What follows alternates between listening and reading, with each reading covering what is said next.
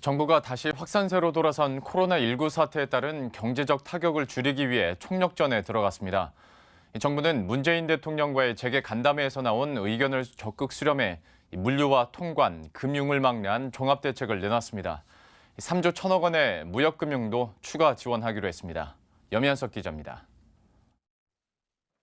정부가 문재인 대통령과 삼성, 현대차 등 6개 그룹 총수, 경영진 등 간담회에서 나왔던 요청사항 등을 반영한 종합 수출 지원 방안을 내놨습니다. 정부는 직접적인 타격을 입은 수출기업들이 운영난에 직면하지 않기 위해 무역금융을 당초 계획보다 3조 1천억 원 늘리기로 했습니다. 상반기 156조 원을 피해 기업에게 신속하게 지원하며 중소중견기업에는 역대 최대인 105조 원을 공급합니다. 중소전자업체들의 집중 민원이었던 중국 업체들의 대금 미결제 우려를 해소하기 위해서는 무역보험금의 80%를 우선 지급하고 보험금 지급을 최대 2주일 이내 마무리하기로 했습니다. 자동차 업계가 요구한 핵심 부품 긴급 조달을 위한 방안으로는 항공운송에 적용되는 관세를 15배 정도 낮은 해운 운송 수준까지 낮춥니다. 또 소재 부품 다변화를 위해 행정적 절차를 줄여주는 패스트트랙 제도 대상에 코로나19로 수급에 문제가 있는 품목까지 확대하기로 했습니다.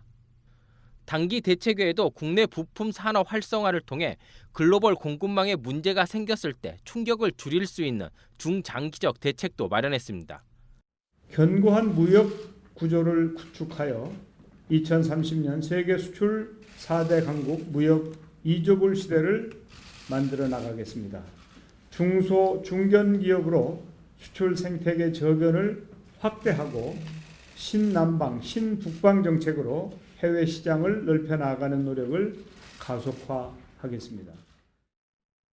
정부는 해외에 진출한 우리 기업을 국내로 다시 불러들이기 위한 지원도 늘립니다.